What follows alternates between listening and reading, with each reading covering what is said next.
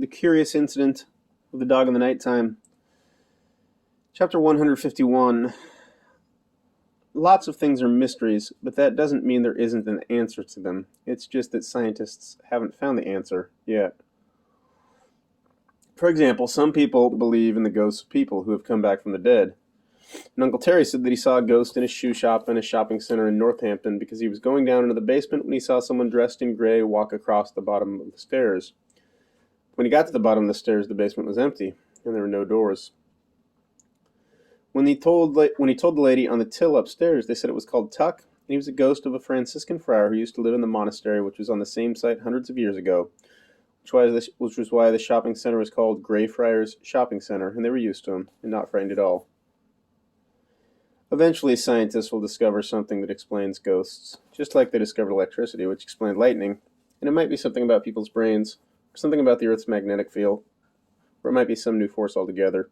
And then ghosts won't be mysteries. They'll be like electricities and rainbows and nonstick frying pans. But sometimes a mystery isn't a mystery, and this is an example of a mystery which isn't a mystery.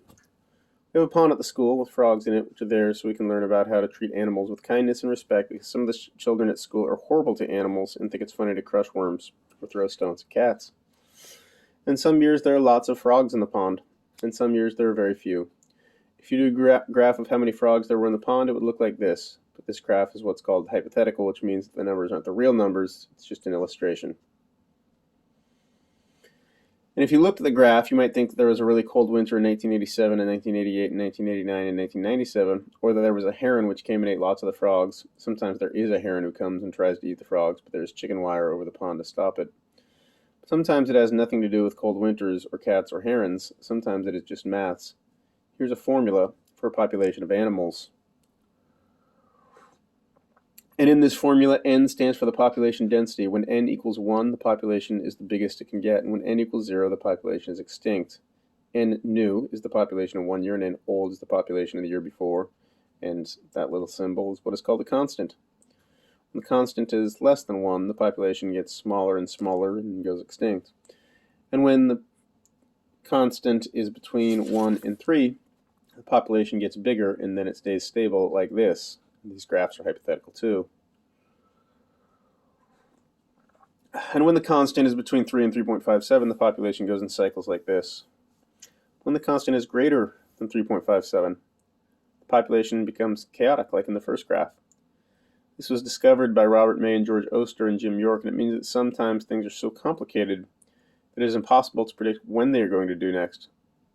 That it is impossible to predict what they're going to do next, but they are only obeying really simple rules. And it means that sometimes a whole population of frogs or worms or people can die for no reason whatsoever, just because that is the way the numbers work. Chapter 157. It was 6 days before I could go back into Father's room to look in the shirt box in the cupboard.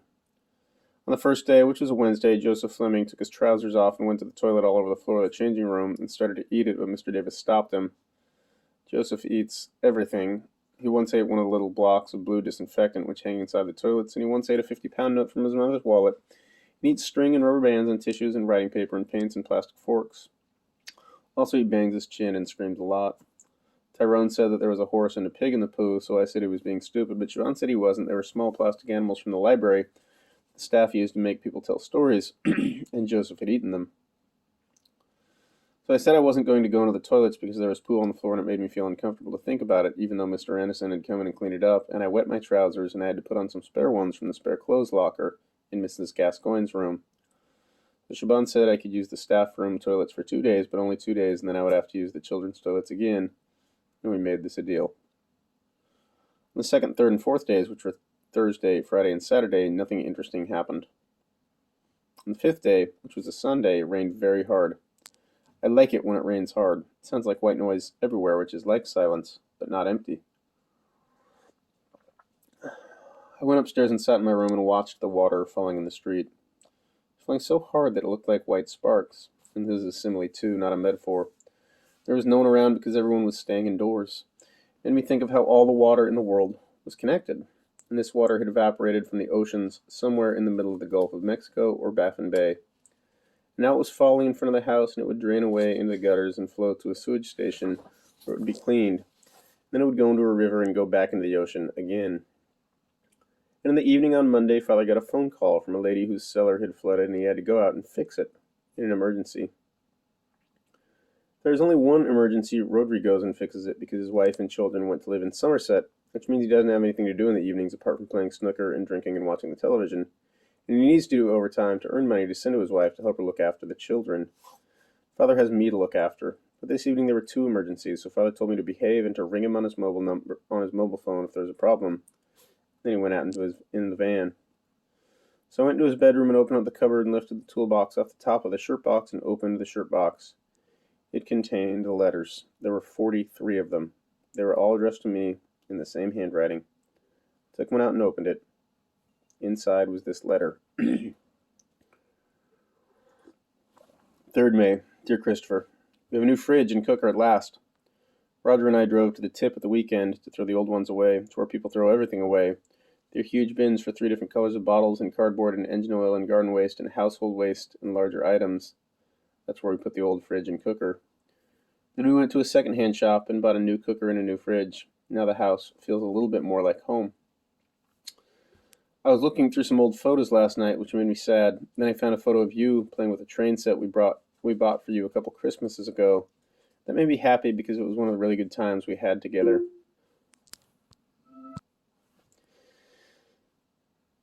Do you remember how we played with it all day and you refused to go to bed at night because you were still playing with it? Do you remember how we told you about train timetables and you made a train timetable and you had a clock and you made the trains run on time? There was a little wooden station too, and we showed you how people who wanted to go on the train went to the station and bought a ticket and then got on the train. And we got out a map and we showed you the little lines, which were the train lines connecting all the stations. And you played with it for weeks and weeks and weeks, and we bought you more trains and you knew where they were all going. I liked remembering that a lot. I have to go now. It's 3:30 in the afternoon. I know you always like to know exactly what time it is, and I have to go to the co-op and buy some ham to make Roger's tea with. Put this letter in the post box on the way to the shop. Love, your mom. XXX XXX. Then I opened another envelope. This was the letter that was inside. Dear Christopher, I said that I wanted to explain to you why I went away when I had the time to do it properly. Now I have lots of time, so I'm sitting on the sofa here with this letter and the radio on, and I'm going to try and explain. I was not a very good mother, Christopher. Maybe if things had been different, maybe if you'd been different, I might have been better at it. But that's just the way things turned out. I'm not like your father. Your father is a much more patient person.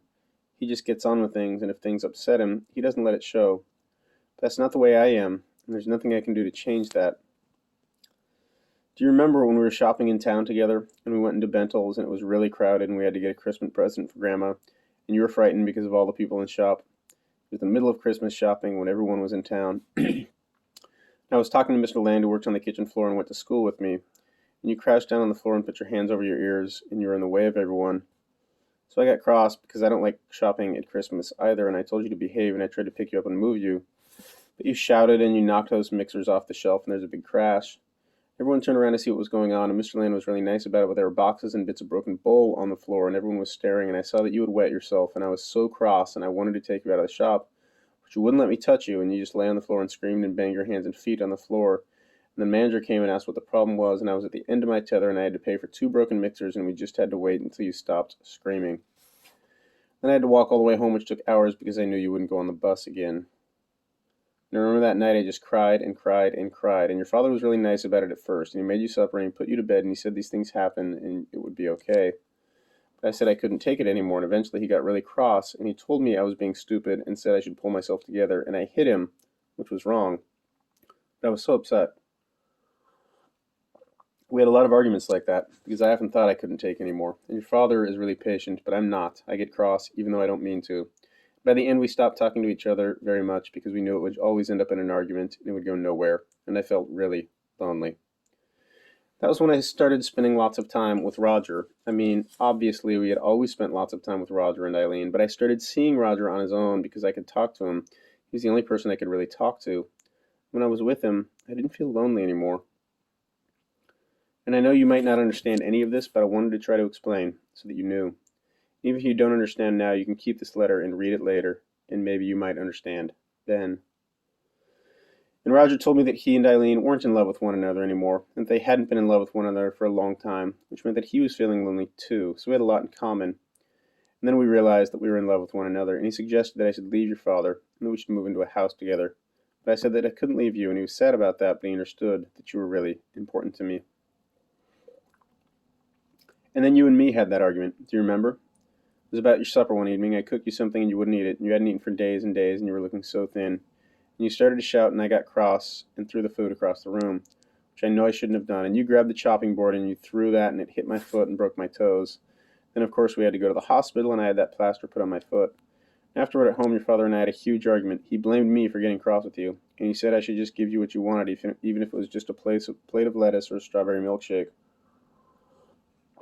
And I said I was just trying to get you to eat something healthy, and he said you couldn't help it, and I said, well, I couldn't help it either, and I just lost my rag. And he said that if he could keep his temper, then I should bloody well keep my temper. And it went on and on like this. And I couldn't walk properly for a month. Do you remember? And your father had to look after you. And I remember looking at the two of you and seeing you together and thinking of how you were really different with him, much calmer. And you didn't shout at one another, and it made me so sad because it was like you didn't really need me at all. And somehow that was even worse than you and me arguing all the time, because it was like I was invisible. And I think that was when I realized you and your father were probably better off if I wasn't living in the house. Then he would only have one person to look after instead of two. Then Roger said that he had asked the bank for a transfer. That means he asked him if he could have a job in London, and he was leaving. He asked me if I wanted to come with him. I thought about it for a long time, Christopher. Honestly, I did, and it broke my heart. But eventually I decided it would be better for all of us if I went. So I said yes. I meant to say goodbye. I was going to come back and pick up some clothes when you were back from school, and that was when I was going to explain what I was doing and say that I would come back and see you as often as I could, and you could come down to London sometimes to stay with us. But when I rang your father, he said I couldn't come back. He was really angry. He said I couldn't talk to you. I didn't know what to do. He said that I was being selfish and that I was never to set foot inside the house again. So I haven't, but I've written you these letters instead. I wonder if you can understand any of this. I know it will be very difficult for you, but I hope you can understand a little. Christopher, I never meant to hurt you. I thought that what I was doing was the best for all of us. I hope it is, and I want you to know that this is not your fault. I used to have dreams that everything would get better. Do you remember you used to say that you wanted to be an astronaut? Well, I used to have dreams where you were an astronaut and you were on the television, and I thought that that's my son. I wonder what it is that you want to be now. Has it changed? Are you still doing maths? I hope you are. Please, Christopher, write to me sometime, or ring me on the telephone. The number's at the top of the letter. Love and kisses, your mother, XXX, XXX. Then I opened a third envelope. This was the letter that was inside. 18th September, dear Christopher. Well, I said I'd write to you every week, and I have. In fact, this is the second letter this week, so I'm doing even better than I said. I've got a job. I'm working in Camden at Perkin and Rashid, which is a chartered surveyors. That means they go around looking at houses and work out how much they should cost and what work needs to be done on them, how much that work will cost. And also, they work out how much new houses and offices and factories will cost to build. It's a nice office. The other secretary is Angie. Her desk is covered in little teddy bears and furry toys and pictures of her children. So I put a picture of you in a frame on my desk. She's really nice, and we always go out for lunch together. I don't know how long I'll stay here, though. I have to do a lot of adding up the numbers for when we send bills out to clients, and I'm not very good at doing this. You'd be better at it than I am. The company is run by two men called Mr. Perkin and Mr. Rashid. Mr. Rashid is from Pakistan and very stern and always wants us to work faster. And Mr. Perkin is weird. Angie calls him Pervy Perkin. When he comes and stands next to me to ask a question, he always puts his hand on my shoulder and squats down, so his face is really near mine, and I can smell his toothpaste, which gives me the creeps. And the pay is not very good either, so I shall be looking for something better as soon as I get the chance. I went up to Alexander Palace the other day. It's a big park just around the corner from our flat, and the park is a huge hill with a big conference center on the top, and it made me think of you. Because if you came here, we could go there and fly kites or watch the planes coming into Heathrow Airport, and I know you'd like that. I have to go now, Christopher. I'm writing this in my lunch hour. Angie is off sick with the flu, so we can't have lunch together. Please write to me sometime and tell me about how you were doing. about how you are and what you're doing at school.